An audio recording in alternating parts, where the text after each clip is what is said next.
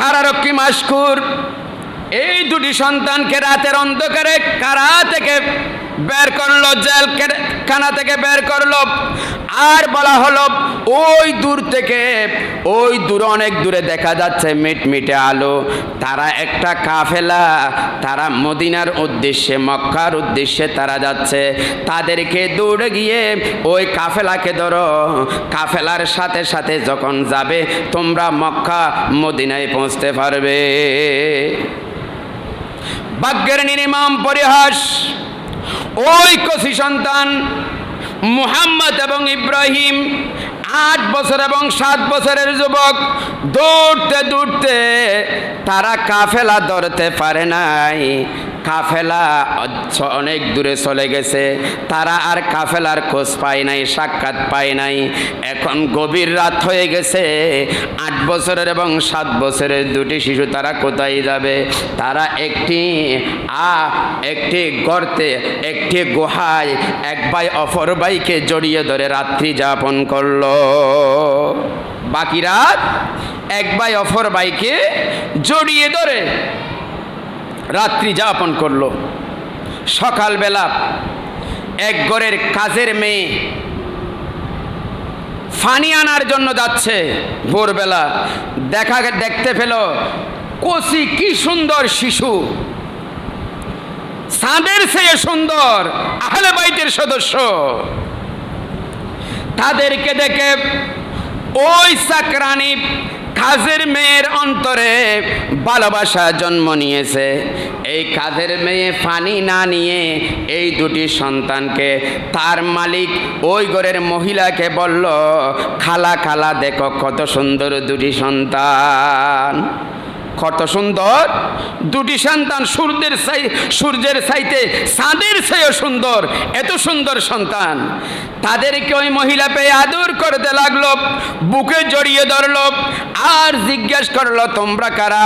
তারা বলল আমরা আল্লাহর নবী, বিশ্ব নবী, সরকারে দো আলম, তাজেদারে মদিনা, জনাবে মুহাম্মদুর রাসূলুল্লাহ সাল্লাল্লাহু, ইশারা নবুজি নামাতে হয়ে দেব, সাল্লাল্লাহু আলাইহি ওয়াসাল্লামের গোষ্ঠী। আমরা আহলে বাইতের গোষ্ঠী, আমরা নবী পরিবারের সদস্য, আমরা নবী পরিবারের সদস্য। এই কথা যখন বলল, ওই মহিলার অন্তরে আহলে বাইতের মুহাব্বত রয়েছে, তাদেরকে আদর যত্ন করে রাখলো এবং বলল তোমরা আমার বাড়িতে থাকবে, তোমরা আমার ঘরে থাকবে, আমার ঘরে লালিত পালিত হবে, তোমাদেরকে আর কোথাও যাওয়ার দরকার নাই। এইদিকে স্ত্রী তাদেরকে স্থান দিল, ওইদিকে ওবায়দুল্লাহ বিন জিয়াদ ঘোষণা করল মুসলিম বিন আকিলের দুটি সন্তানের সন্তান যে দিতে পারবে তাকে বিশাল অঙ্কের পুরস্কার দেওয়া হবে।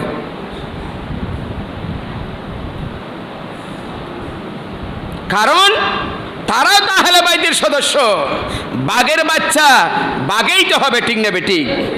তারা বেঁচে থাকলে একদিন তো আবার ক্ষমতার চেয়ারে বসবে, তাদেরকে ধ্বংস করে দাও।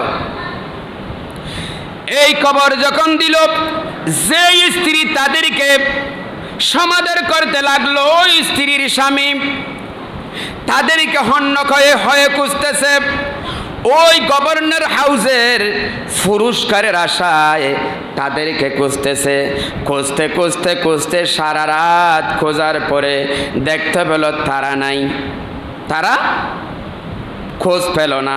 ঘরে আসলো একদিন পর, গভীর রাত ঘুমিয়ে পড়ল।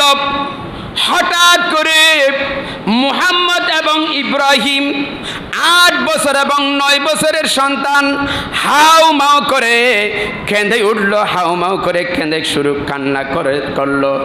এক ভাই অপর ভাইকে জড়িয়ে ধরে অসর নয়নে কান্না করতেছে, ভাই তোমার কি হলো?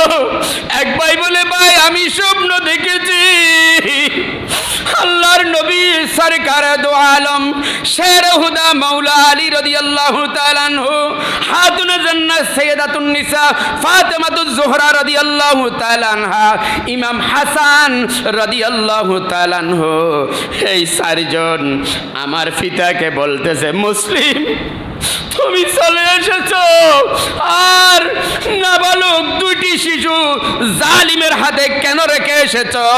তুমি চলে এসেছো আর জালিমের হাতে দুটি শিশু কিভাবে তুমি রেখে এসেছো?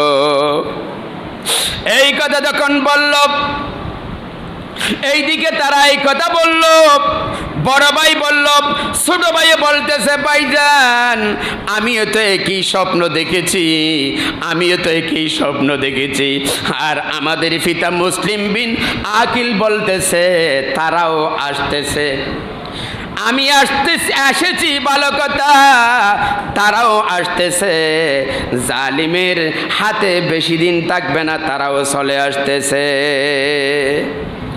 এই স্বপ্নের কথা স্বপ্ন দেখে দুই ভাই একসাথে একই সময়ে স্বপ্ন দেখে কান্না করে হাউমাউ করে কান্না করতে লাগলো।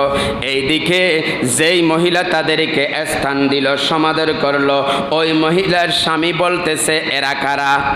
এখানে আমার ঘরে তো ছোট বাচ্চা নাই, ছোট বাচ্চার আওয়াজ কোত্থেকে আসলো? স্ত্রী বলতে লাগলো, হে আমার স্বামী, এই আমার ঘরে আজকে এমন এক মেহমান এসেছে, যে মেহমানে আলা, আল্লাহর জমিনে সৃষ্টি জগতের ভিতরে এর চাইতে উত্তম, এর চাইতে সম্মানী, এর চাইতে মর্যাদাবান মেহমান আর হতে পারে না। এরা আউলাদে রাসূল, রসুলের আউলাদ, আহলে বাইতের সদস্য। এই কথা শুনে ওই ফাসান, তার নাম ছিল হারেস, আর ঘরে ঘুমাই নাই, তাদেরকে টেনে হেসতে ঘর থেকে বের করতে লাগলো।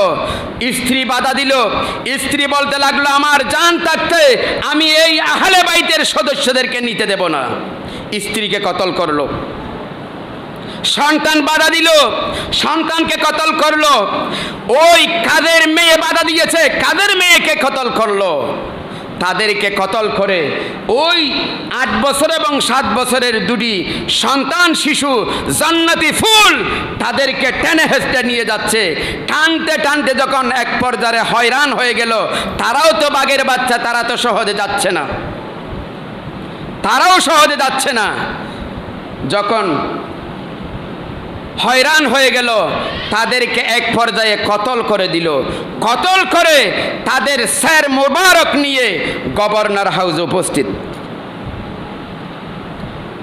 দুটি কচি শিশু, 8 বছর এবং 7 বছরের শিশু, কতল করে তাদের স্যার মোবারক দুটি নিয়ে গভর্নর হাউসে, কুফার গভর্নর হাউসে যখন উপস্থিত হলো,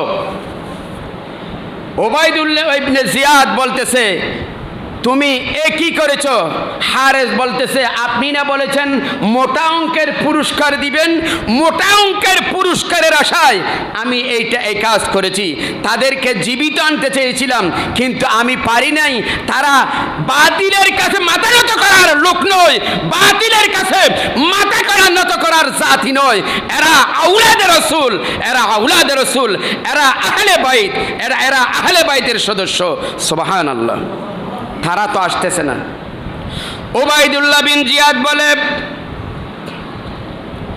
তারা আসতেছে না, তাহলে এই জন্য আমি তাদেরকে কতল করে তাদের ছিন্ন মস্তক নিয়ে আপনার দরবারে উপস্থিত হয়েছি।